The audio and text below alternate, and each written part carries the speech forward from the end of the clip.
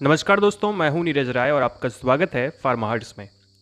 दोस्तों, आज के वीडियो में हम बात करने वाले हैं डायरिया के ट्रीटमेंट के बारे में। डायरिया यानी कि दस्त। इस वीडियो में हम लोग देखेंगे कि डायरिया होता क्या है और इसके होने के क्या क्या रीज़न होते हैं और इसके सिम्टम्स क्या होते हैं, यानी कैसे पहचान सकते हैं आपको डायरिया हो गया है, और उसके लिए हम कौन सा ओरल ट्रीटमेंट करते हैं, और अगर ओरल ट्रीटमेंट से सही नहीं होता है या बीमारी बहुत ज़्यादा बिगड़ गई है तो कौन कौन से पैरेंटल ट्रीटमेंट दिए जाते हैं, यानी कौन कौन से इंजेक्शन दिए जाते हैं, और कौन कौन सी ड्रिप पेशेंट को चढ़ाई जाती है, पेशेंट को दी जाती है। तो वो सारी बात आप हम लोग करेंगे इस वीडियो में। तो चलिए वीडियो की शुरुआत करते हैं और बात करते हैं डायरिया के ट्रीटमेंट के बारे में। दोस्तों, सबसे पहले अगर डायरिया के बारे में बात की जाए कि डायरिया यानी दस्त होता क्या है, तो दोस्तों डायरिया एक प्रकार का डाइजेस्टिव डिसऑर्डर है, यानी पाचन से संबंधित एक विकार है।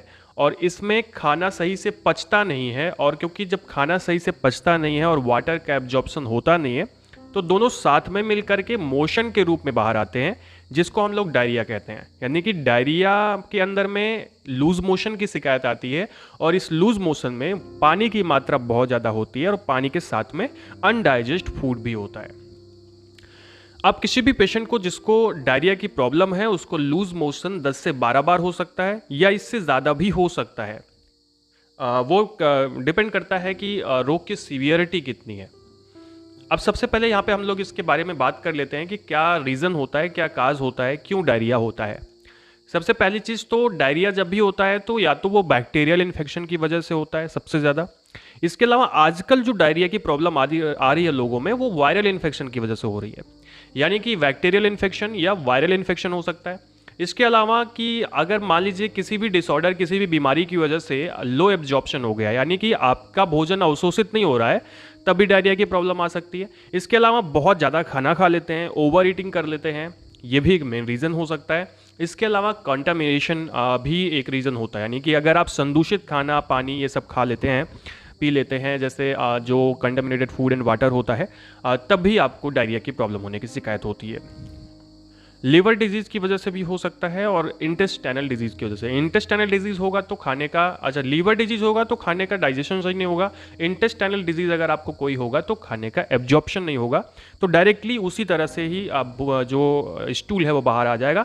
That is a main reason of the diarrhoea. इसके अलावा एंटीबायोटिक रिएक्शंस की वजह से हो सकता है, स्ट्रेस की वजह से हो सकता है, और अगर किसी ने कब्ज की बहुत सारी दवा खा ली है और कब्ज की दवा का रिएक्शन हो गया है, तो उसकी वजह से भी आपको डायरिया हो सकता है, नहीं कि बहुत ज़्यादा मात्रा में लग्जेटिव लेने से। अभी हम लोग बात करते हैं कि इसके सिम्टम्स क्या दिखाई पड़ते हैं, साइन और सिम्टम्स क्या होते हैं। सबसे मेन जो सिम्टम होता है वो होता है लूज मोशन, यानी कि लूज मोशन का मतलब होता है कि आप समझ लेना कि पतली लैट्रिन होना, बहुत ज़्यादा वाटरी स्टूल होना, that is a loose motion. Loose motion is a main reason of the diarrhoea. Okay, next nausea vomiting हो सकती है, खास करके पेशेंट का जी मचलाता है, जब उसे डायरिया की प्रॉब्लम आती है तो उसका जी मचलाता है। इसके अलावा वेट लॉस हो सकता है, और हेडेक हो सकता है, ब्लॉटिंग हो सकती है, और फ्लैटुलेंस हो सकता है, यानी पेट में आपके गैस बन सकती है, पेट फूल सकता है, और फ्लैटुलेंस हो सकता है, हवा निकल सकती है। उसके अलावा एब्डोमिनल क्रैम्प, यानी कि पेट में ऐंठन होता है, पेट में दर्द होता है, स्टमक पेन होता है, और कभी कभी क्लॉकी पेन होता है। ठीक है, आगे हम लोग किसी वीडियो में डिस्कस करेंगे एब्डोमिनल पेन के बारे में कि कितने प्रकार का होता है, वहाँ पे हम लोग आपको बताएंगे अच्छे से डिटेल में। इसके अलावा भूख की कमी हो सकती है, यानी लॉस ऑफ एपेटाइट हो सकता है, वीकनेस महसूस हो सकती है बिकॉज ऑफ खाना डाइजेस्ट नहीं हो रहा है और बहुत ज़्यादा मात्रा में वाटर बाहर निकल रहा है, तो डिहाइड्रेशन की भी शिकायत हो सकती है, और हैवीनेस हो सकता है, पेट में आपके भारीपन लग सकता है, ये भी एक सिम्टम होता है डायरिया का। एंड हाइपोटेंशन, देखो बहुत ज़्यादा वाटर निकल जाता है तो हाइपोटेंशन यानी कि लो बीपी की समस्या भी आ सकती है डायरिया में, तो ये सारे सिम्टम्स दिखाई पड़ते हैं। इसके अलावा क्योंकि पानी स्टूल के माध्यम से बहुत ज़्यादा निकल जा रहा है तो डिक्रीज यूरिनेशन हो जाता है, यानी कि पेशाब की मात्रा कम हो जाती है। तो ये सभी सिम्टम्स होते हैं। अभी तक हम लोगों ने डायरिया के बारे में बात की, अब इसके ट्रीटमेंट के बारे में बात करते हैं, और सबसे पहले हम लोग देखेंगे ओरल ट्रीटमेंट। दोस्तों, ओरल ट्रीटमेंट नॉर्मल कंडीशन में किया जाता है, और ये 5 से 7 दिन तक चला जाता है। अगर 5 दिन में सही नहीं होता तो 1 हफ्ते तक ये बढ़ाया जा सकता है। तो यहाँ पे हम लोग कौन कौन सी मेडिसिन देते हैं, अब आपको बता दें कि एलोपैथिक में जब भी हम मेडिसिन देते हैं तो सिम्पैटोमाइमेटिक यानी लक्षण के हिसाब से मेडिसिन देते हैं। यहाँ पे सबसे पहले डायरिया में दिया जाता है लोपेरामाइड, लोपेरामाइड 2 mg की टैबलेट आती है। ये टैबलेट दी जाती है, कैसे लेना होता है तो इसे सबसे पहले तो 2 टैबलेट स्टेट दिया जाता है, यानी कि तुरंत 2 टैबलेट खिलाई जाती है, उसके बाद एक टैबलेट खिलाई जाती है सुबह दोपहर शाम। ठीक है, इसका काम ये होता है कि एक एंटी डायरियल मेडिसिन होती है जो डायरिया के सिम्टम को कंट्रोल करने के लिए बाउल के मूवमेंट को कम कर देती है, जिसकी वजह से जो आपने खाना खाया है उसको टाइम मिल जाता है पचने का और एब्जॉर्ब होने का। तो इस तरह से ये डायरिया को ठीक करने का काम करती है। इसके अलावा एंटीबायोटिक्स दी जाती हैं, और एंटीबायोटिक्स में ज़्यादातर जो कॉमनली डॉक्टर्स यूज करते हैं वो होता है नॉर्फ्लॉक्स एंड टेनिडाजोल का कॉम्बिनेशन, जो नॉर्फ्लॉक्स TZ के नाम से आता है, और इसमें कभी कभी लैक्टिक एसिड बैसिलस भी दिया जाता है। तो ये भी टैबलेट आपको दी जाती है दिन में 2 बार। ये आपको दी जाती है, सुबह शाम खाना होता है खाना खाने के बाद। इसके साथ में अगर आपको पेट में दर्द हो रहा है तो ड्रोटावेरिन प्लस मेफेनेमिक एसिड, यानी ड्रोटावेरिन मेफेनेमिक एसिड का कॉम्बिनेशन दिया जाता है, या फिर डाइसाइक्लोमिन और पैरासीटामोल का कॉम्बिनेशन दिया जा सकता है। दोनों में से एक टैबलेट दी जाती है पेशेंट को, और ये दर्द के हिसाब से आपको दिन में 2 या 3 बार खाने की सलाह दी जाती है, यानी कि सुबह शाम या फिर सुबह दोपहर शाम, और वो भी खाना खाने के बाद।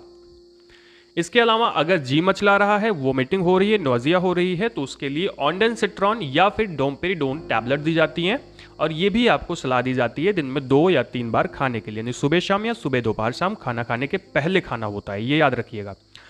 ज़्यादातर डॉक्टर्स ऑन्डेंसेट्रॉन को प्रेफर करते हैं, और इसकी च्यूएबल टैबलेट आपको ज़्यादातर दी जाती है खाना खाने के पहले खाने के लिए, जिसको छोटी सी टैबलेट होती है, मुंह में रखते ही ये गल जाती है। ठीक है, तो ऑन्डेंसेट्रॉन ज़्यादा प्रेफर की जाती है। अब मान लीजिए एसिडिटी है, यानी गैस की समस्या है, तो उसके लिए गैस की बहुत सारी दवाएं देते हैं, जैसे बहुत सारी हम एंटीबायोटिक लेते हैं, मेडिसिन लेते हैं, इसकी वजह से भी गैस बनती है। तो यहाँ पे गैस की दवा दी जाती है जो आपको सुबह खाली पेट दी जाती है। इसके लिए पेंटोप्राजोल दे सकते हैं, रेबेप्राजोल दे सकते हैं। आई थिंक कि रेबेप्राजोल अच्छे से काम करती है, तो रेबेप्राजोल यूज की जाती है, खाली पेट दिन में 1 बार खानी होती है आपको। इसके अलावा ORS का घोल दिया जाता है, ओरल रिहाइड्रेशन साल्ट दिया जाता है, या फिर ओरल रिहाइड्रेशन सॉल्यूशन भी इसको बोलते हैं, और ये 1 पैकेट आपको दी जाती है, 1 लीटर पानी में घोल करके दिन में पीना होता है दिन भर में। ओके, ये आपके बॉडी के अंदर में इलेक्ट्रोलाइट्स को मेंटेन करती है। इसके अलावा एक टैबलेट और दी जाती है जो है रेसिकाडोट्रिल। रेसिकाडोट्रिल 100 mg की टैबलेट होती है जो सुबह दोपहर शाम पेशेंट को दी जाती है, और इसका मेन काम क्या होता है, तो इसका मेन काम होता है वाटर के एब्जॉर्प्शन को बढ़ा देना, यानी कि वाटर जो ज़्यादा बाहर निकल रहा है उसका एब्जॉर्प्शन हो जाए इंटेस्टाइन में, ये काम होता है रेसिकाडोट्रिल का। ठीक है, इसके बारे में अगला वीडियो आपको मिलेगा कि रेसिकाडोट्रिल के बारे में डिटेल वीडियो आपको मिलेगा कि ये होती क्या है टैबलेट और कैसे काम करती है, इसके बारे में सारा डिटेल आपको बताएंगे लेकिन नेक्स्ट वीडियो में। तो ये टैबलेट दी जाती है वाटर के एब्जॉर्प्शन को बढ़ाने के लिए। तो दोस्तों ये होता है ओरल ट्रीटमेंट। इस तरह से ट्रीटमेंट दिया जाता है पेशेंट को 5 से 7 दिन के लिए। अगर मान लीजिए बीमारी बहुत ज़्यादा सीवियर है या ओरल ट्रीटमेंट से भी सही नहीं हो रही है, तब पैरेंटल ट्रीटमेंट दिया जाता है, और पैरेंटल ट्रीटमेंट 2 से 3 दिन के लिए ही दिया जाता है, ज़्यादा लंबे समय तक नहीं दिया जाता। यहाँ पे हम सबसे पहले अब बताते हैं कि कौन सी एंटीबायोटिक का यूज़ किया जाता है। तो यहाँ पे एंटीबायोटिक इंजेक्शन दिया जाता है जिसमें एमिकासिन या टोब्रामाइसिन दिया जाता है। अब एमिकासिन दे सकते हैं, टोब्रामाइसिन दे सकते हैं, दोनों मेडिसिन अच्छे से काम करती है। इसके अलावा जेंटामाइसिन भी कई बार दिया जाता है। दोनों में से तीनों में से एक ही मेडिसिन देनी है, दोनों नहीं देनी है। ठीक है, तो ये दिन में 2 बार पेशेंट को दिया जाता है, और ये IM भी दिया जा सकता है, पर ज़्यादातर IV प्रेफर किया जाता है बिकॉज एंटीबायोटिक IV देना ज़्यादा सुटेबल होता है पेशेंट के लिए। इसके अलावा 100 ml का मेट्रोनिडाजोल या सिप्रोफ्लॉक्सासिन IV इन्फ्यूजन पेशेंट को दिया जाता है, जिसमें ज़्यादा प्रेफर किया जाता है मेट्रोनिडाजोल 100 ml का इंजेक्शन, जो एक्चुअली IV इन्फ्यूजन होता है, और ये 12 घंटे के अंतराल पे पेशेंट को दिया जाता है।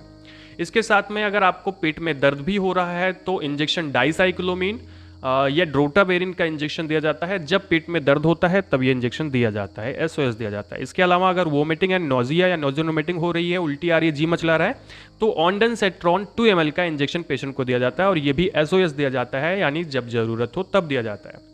इसके अलावा अगर पेशेंट का BP लो हो गया हो तो उसे IV इन्फ्यूजन दिया जाता है BP को मेंटेन करने के लिए। उसके लिए NS DNS दिया जा सकता है, पर ज़्यादातर जो प्रेफर किया जाता है वो RL होता है, रिंगर लैक्टेट सोल्यूशन होता है, जो पेशेंट में 500 ml का 1 या 2 बार पेशेंट को दिया जाता है।